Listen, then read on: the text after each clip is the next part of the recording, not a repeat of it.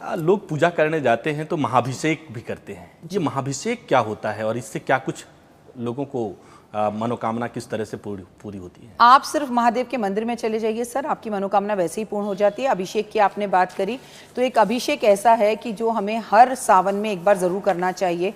अपने घर में आप मिट्टी के शिवलिंग बनवाकर उसका भी कर सकते हैं, आप पारे के शिवलिंग का भी कर सकते हैं, सामाजिक तौर पर बने हुए मंदिर में भी जा सकते हैं जहाँ दूध, दही, शहद, चीनी, घी से, बेलपत्र से और तमाम तरह के रसों से भगवान का पूजन किया जाता है, जहाँ उन पर भस्म अर्पण की जाती है, जहाँ उन पर बेलपत्र अर्पण किए जाते हैं, जहाँ पर उन पर अनेक तरह की मिठाइयाँ अर्पण की जाती हैं और समर्पण की भावना दिखाई जाती है। अंत में आरती की जाती है और पूरे शिव परिवार के साथ जो किया जाता है शेख, वही है अभिषेक।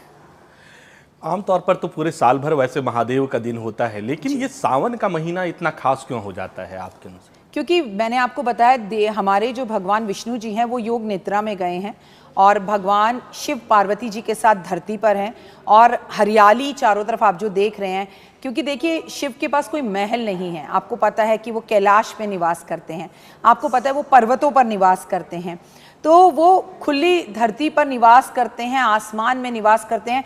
तो मैं मानती हूँ पेड़ पौधों से मिलने के लिए, जीव जंतुओं से मिलने के लिए, क्योंकि ज़मीन में पानी भर जाता है, आपको कॉकरोच भी ऊपर दिखेंगे, छिपकली भी दिखेगी, सांप भी दिखेगा, सांप की मौसी भी दिखाई देगी, नेवला भी दिखेगा, चूहा भी दिखेगा।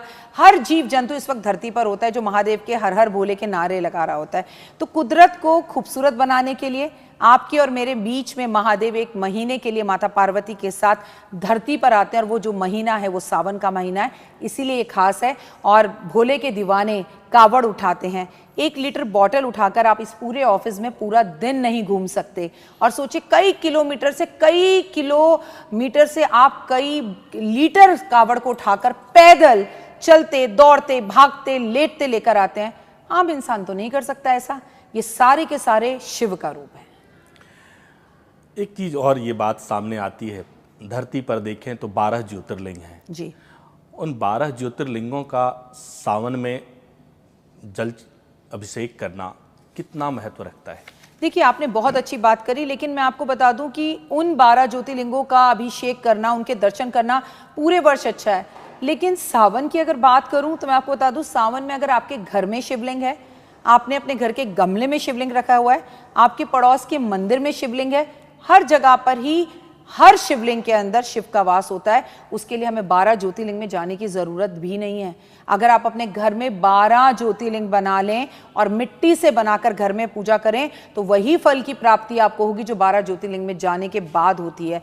तो कण कण में, बारिश की एक एक बूंद में, पेड़ की एक एक पत्ती पर आपको हर जगह शिव का वास दिखाई देगा, हर कण में शिव का वास दिखाई देगा। तो आप अगर अपने घर में भी एक लोटा जल अर्पण कर रहे हैं, गुलाब जल अर्पण कर रहे हैं और सबसे बड़ी बात अपने माता पिता की सेवा कर रहे हैं, देश और दुनिया से प्यार कर रहे हैं, कावड़ियों का आने के लिए आपने कावड़िए सामने से गुजर रहे हैं और अपनी गाड़ी रोक दी कि भाई तू निकल जा पहले, तो वो भी एक भक्ति है और भक्ति में शक्ति है।